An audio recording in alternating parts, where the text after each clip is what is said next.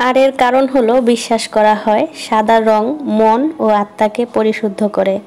আর যেমন ফুলটি তার সমস্ত পাপড়িকে একত্রিত করে রাখে, ঠিক তেমনি সমস্ত দেশের মানুষ দেশের এক সূত্রে গাঁথা থাকে।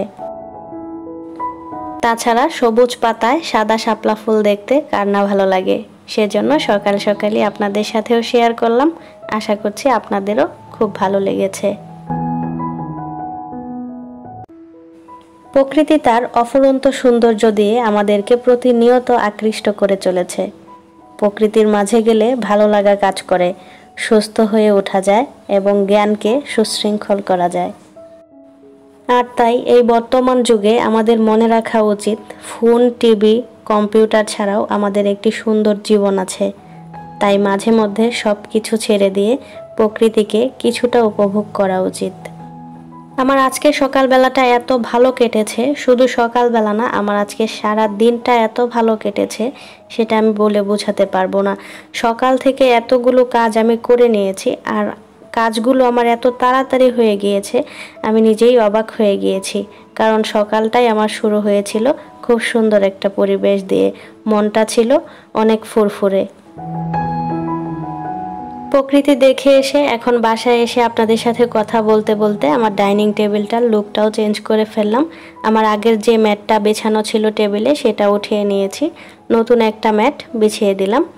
আর সেই সাথে কিছু শাপলা ফুল উঠিয়ে নিয়ে এসেছিলাম, সেগুলোকে একটা বলে নিয়ে এভাবে পানিতে করে ডাইনিং টেবিলের মাঝখানে রেখে দিয়েছি। মনে হচ্ছে আমার টেবিলেও শাপলা ফুল ফুটে আছে।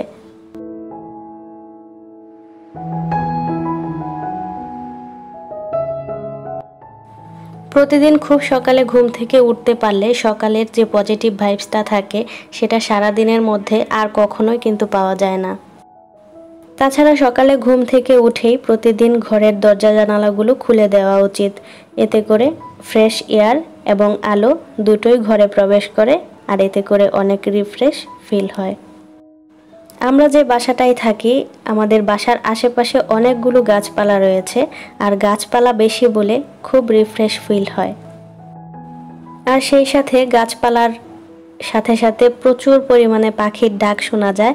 খুব সকালবেলায় মোরগে ডাকতে শোনা যায় অনেক ভোরবেলাতে।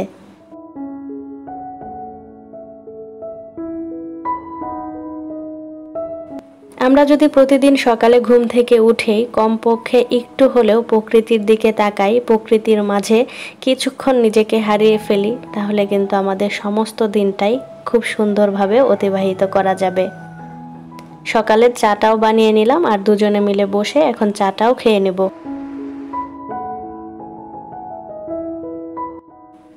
তাছাড়া প্রতিদিন সকালে ঘুম থেকে উঠে যদি আমরা সোশ্যাল মিডিয়া থেকে একটু দূরে থাকি, নিজেকে একটু দূরে রাখার চেষ্টা করি, একটু অন্যরকমভাবে সময়টা কাটাই, তাহলে দেখা যাবে সারাটা দিন খুব সুন্দর কাটবে। আর তার কারণ হচ্ছে সকালের যে পরিবেশটা থাকে তার মধ্যে যে পজিটিভ ভাইবসটা থাকে সেটা কিন্তু আর কখনোই পাওয়া যায় না। আর সেজন্যই আমরা আমাদের সকালবেলাটা নিজেদের মতো করে কাটাতে চেষ্টা করি। কোনো রকম ফেসবুক, ইউটিউব নোটিফিকেশান থেকে যতটা দূরে সম্ভব থাকার চেষ্টা করি, এতে করে আমাদের সারা দিনের হেডেকটা কম হয়। এই সময়টা যদি আমরা এসব থেকে একটু দূরে থাকি তাহলে কিন্তু আমাদের নিজেদের জন্যই ভালো। তারপর তো সারাদিন পরেই রইল এসব চেক আউট করার জন্য।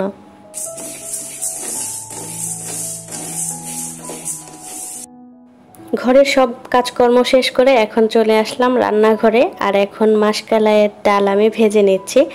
তো এটা কারা কারা খেয়েছেন আমি জানি না, তবে আমার খুবই পছন্দের একটা ডাল, আর এটা আমরা খেয়ে থাকি হচ্ছে শীতের সিজনে। তো এখন যেহেতু ঘরে ছিল তাই আজকেই রান্না করে নিচ্ছি। আর আজকে দুপুরে যেহেতু আমরা বাসায় থাকবো না, দুপুরে একটা দাওয়াত আছে, তো আমরা দাওয়াতে যাব, আর রাতের জন্য এখন রান্না করে রেখে যাচ্ছি। কারণ দুপুরে তো দাওয়াত খাবো, তো রাতে বাসায় এসে কি খাবো, সেজন্য রান্নাটা আগে থেকেই করে নিচ্ছি। ডালগুলোকে আমি হালকা একটু ভেজে ব্লেন্ডারে ব্লেন্ড করে নিয়েছি, আর এখন এখানে পেঁয়াজ কুচি, মরিচ কুচি, তারপরে সব বাটা মশলা, গোটা মশলা যেগুলো ছিল সবগুলো মশলা দিয়ে নেড়ে চেড়ে এখন ডালটাকে রান্না করে নেব। আর এপাশে আনহার বাবার খুবই পছন্দের ডিম লাউ বসিয়ে দিয়েছি। তো ডিম দিয়ে লাউটা এভাবে রান্না করলে আনহার বাবা খুব পছন্দ করে।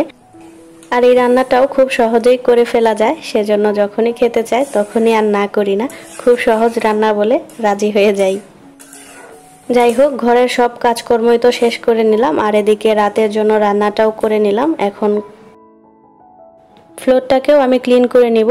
রুমগুলো সব ঝাড়ু দিয়ে নিয়েছি আর এখন ফ্লোরটাকে মুছে নিচ্ছি। আর এটা তো হচ্ছে আমার প্রতিদিনের কাজ, সব কাজ শেষে আমার ঘর মুছতেই হবে, বাসাটা না মুছলে আমার কাছে ভালো লাগে না। আর আমাদের বাসায় যদি ফ্লোরটা ক্লিন করা থাকে তাহলে দেখবেন মনে হয় যে অনেকটা কাজই যেন এগিয়ে গিয়েছে। আর সকালে ঘুম থেকে ওঠার পরে সমস্ত কাজগুলো শেষ করার পরে যখন আপনি ঘরটা মুছবেন আর মুছে শেষ করে দেখবেন আপনার মুডটাই চেঞ্জ হয়ে যাবে, অনেকটা রিফ্রেশ ফিল হবে। চারদিকে তাকিয়ে আপনি যখন দেখবেন আপনার বাসাটা একদম ক্লিন, পরিপাটি, সুন্দর, তখন কিন্তু আপনার মন মেজাজও খুব ফুরফুরে থাকবে, ঠিক আমার মতো। দুপুরবেলায় আমরা দাওয়াতে যাব, তো সেজন্য সবার ড্রেসগুলো বের করে নিচ্ছি আর রেডি হয়ে তারপরে বের হব।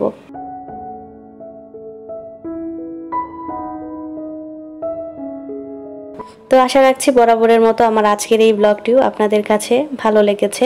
ভালো লাগলে চ্যানেলটাকে অবশ্যই সাবস্ক্রাইব করে দিবেন, সাবস্ক্রাইব করে পাশে থাকা বেল আইকনটি প্রেস করে রাখবেন, যাতে করে আমি নিত্য নতুন কোনো ব্লগ দেওয়া মাত্রই আপনাদের কাছে নোটিফিকেশান পৌঁছে যায় আর আপনারা চাইলেই সেটা দেখে নিতে পারেন।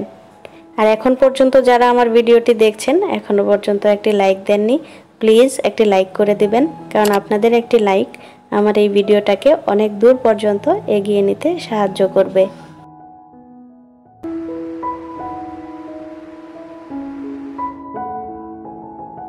আর আজকে আমরা গ্রামের দিকে যাব দাওয়াত খাওয়ার জন্য। তো সেখানে খুব সুন্দর পরিবেশ, আর যখন রাস্তাটা দিয়ে যাচ্ছিলাম আপনাদের সাথে শেয়ার না করে থাকতেই পারলাম না। এই সুন্দর সবুজ রাস্তাটা দিয়ে যাচ্ছিলাম আর ভাবছিলাম আজকে সকালটা আমার শুরু হয়েছিল প্রকৃতি দিয়ে, তো সারাটা দিনই কেটেছে প্রকৃতির মধ্য দিয়েই। রাস্তার দুই পাশে সবুজে ঘেরা, মাঝখানে রাস্তা।